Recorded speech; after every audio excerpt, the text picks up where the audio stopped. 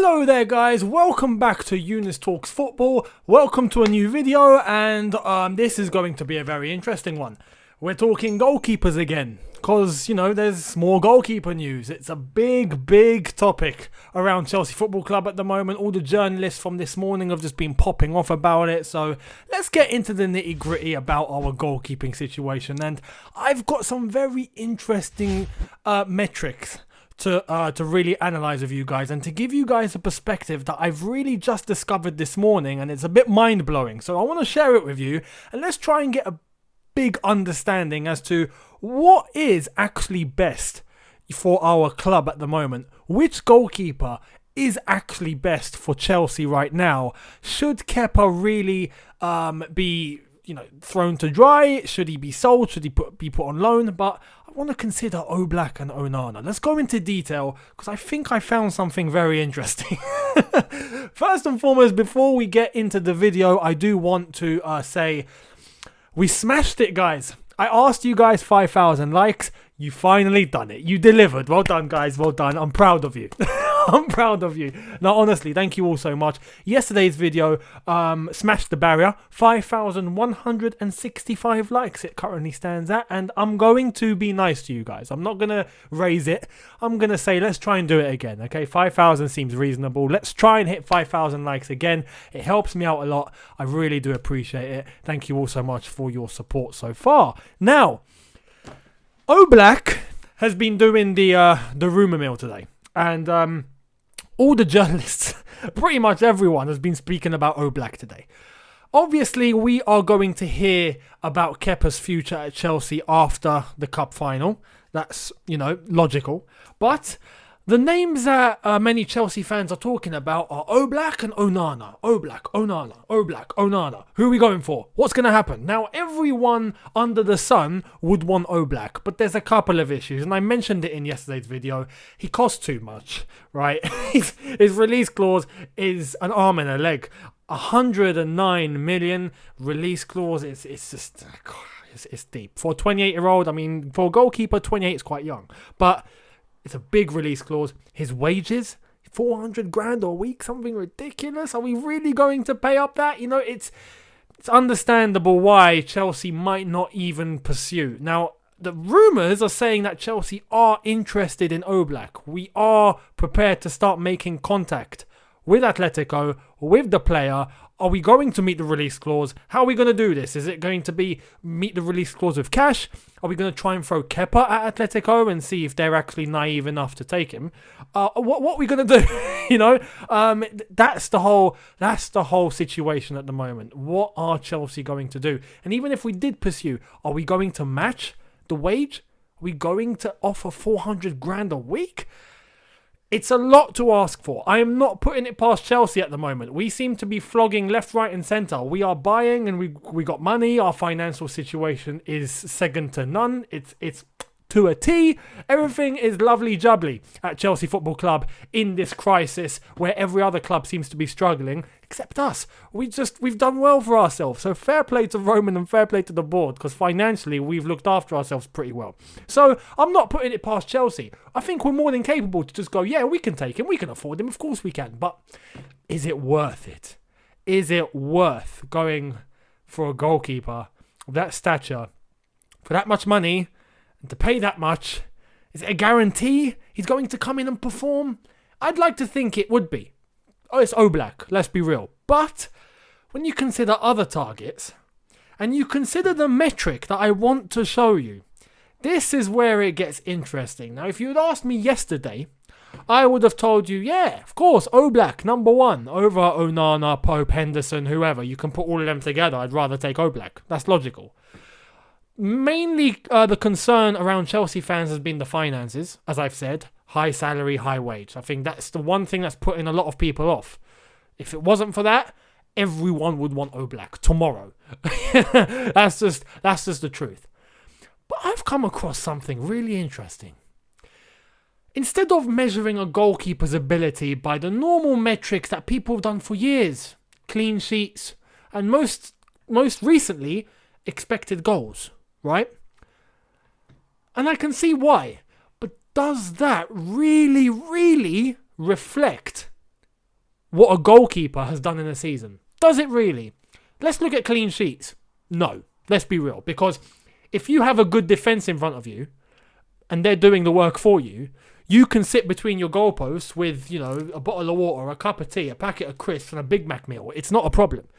You're not letting any goals in because no one's coming to your flipping goal. Your defence are doing an immaculate job. Logical. So that's a factor. You keep clean sheets because you have a great defence. Expected goals. Does that really reflect the goalkeeping's ability?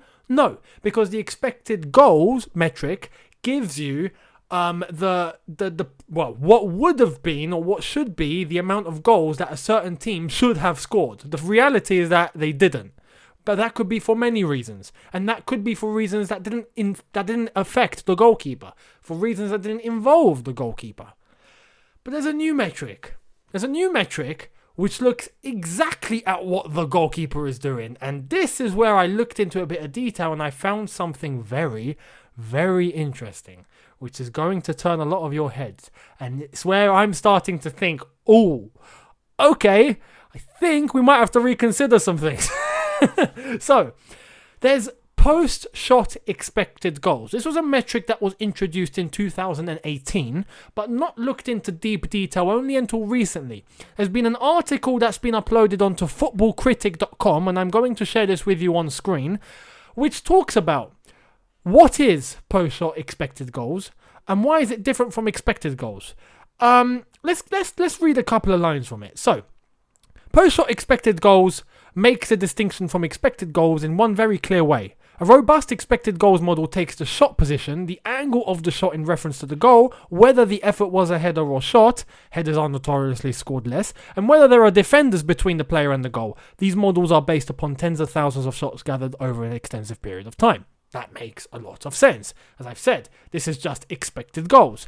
Now, if we looked into post-shot expected goals, this is where it gets different.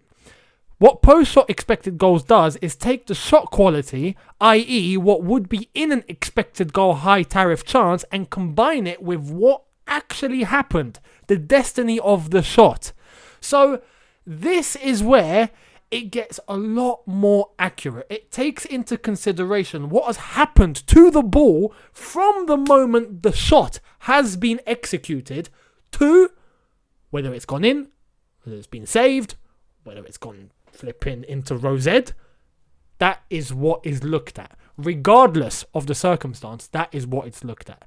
And that is where you're able to analyse what a goalkeeper has saved, what type of shot he has saved, whether it was going in, whether it was on target, whether it wasn't. There's just many factors to do with post-shot expected goals, which involves the goalkeeper and the action of the keeper. So from that, we can then determine the save frequency. How much does this goalkeeper actually save in relation to the shots that are coming at him? Whether it's a shot that looks like it's from 40 yards out and it's not going in, but in reality it is going in, expected goals would take that 40-yard shot and give it a very low score because it's 40 yards out. The chances of that going in, it's not expected at all, basically. So it's going to be really low. But what post-shot expected goal does is take that 40-yard shot, analyse where the hell it was going. If it's going into the top corner, the chances are that it's going to go in are very high. So that's where it gets a very high post-shot expected goal because the frequency of goalkeepers that do end up saving a shot that's going into the top corner is low. But if the goalkeeper actually executes that and saves it, boom, that's taken into consideration in post-shot expected goals. So we get more accurate results in terms of what has the goalkeeper done. And then I found a very, very interesting chart. And this was on Twitter, ironically. Dumi Drexel, very cool. You can follow him. He's a graphic designer. He done a few of my things back in the past. Very cool guy. But he shared this image, which is done from Kees van Hemmen. who I'm going to share the Twitter on screen now. You can see he's a big data enthusiast and data science major. This is where it gets really, really interesting. We're not talking about normal statistics. This isn't normal stats. This is data science at this point. We're getting into the nitty gritty. You know, this isn't the normal stat that a pundit brings up on Match of the Day. No, this is data science. Now, this graph has blown my mind. This is a graph that I'm going to show you now. Shot stopping in Europe over Europe's top 5 leagues and the Champions League from the season of 2017-18 all the way until the end of this current campaign that we have just ended. Look at that. This determines the post-shot expected goals per shot on target on the left-hand side and the post-shot expected goals per 90 minutes at the bottom. If you look at the graph, look at where Oblak is on that right-hand top corner, which is very, very good. Very good. If you look at Kepa, he's down in the left bottom-hand corner of the screen, which isn't good, right? Alongside some others. And Manuel Neuer, which is quite surprising. I didn't expect Manuel Neuer to be there. But where's Onana? Look at where Onana is. He's better than Oblak. He's better than Oblak. That, for me, is a very accurate graph. For the simple reason being, it's over a very long, extensive period of time. We're talking the 2017-18 season, 18-19 season, 19-20 season, over the league campaigns and the Champions League. So that's 3 seasons worth of data collated into one graph. It shows you how consistent the goalkeepers are. Kepa has been horrific. that's just facts. When it comes to this, it doesn't take into consideration clean sheets, normal expected goals, the influence of the defense, the influence of the back 4 or the back 3 or the back 5, whatever you want to call it. It doesn't take that into consideration. It takes just what the goalkeeper in relation to the saves that he has made or the goals that he's let in accordance with the type of shot that has come at him.